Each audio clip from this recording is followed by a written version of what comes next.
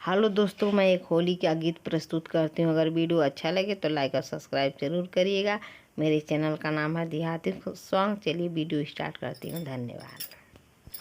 होलिया में उड़ेला गुलाल कन्हैया तेरे मंदिर में, कन्हैया तेरे मंदिर में।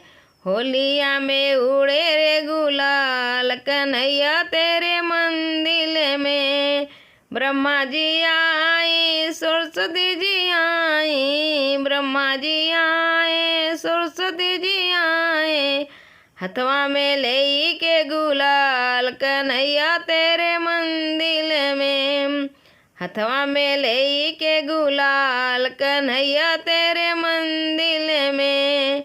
होलिया में उड़े रे गुलाल कन्हैया तेरे मंदिर में। विष्णु जी आए लक्ष्मी जी आई, विष्णु जी आए लक्ष्मी जी आई।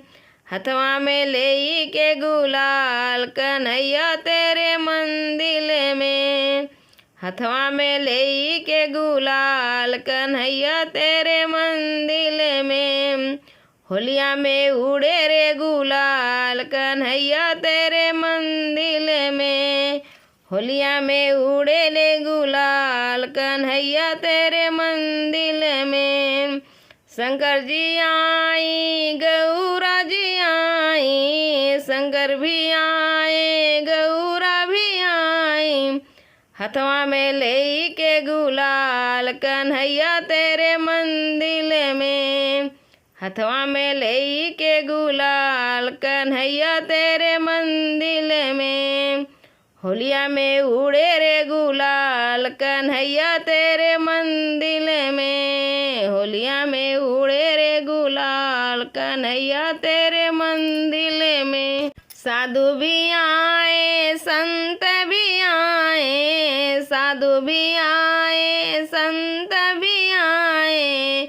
भक्त भी आए लेके गुलाल कन्हैया तेरे मंदिर में, भक्त आए लेके गुलाल कन्हैया तेरे मंदिर में। होलिया में उड़ेला गुलाल कन्हैया तेरे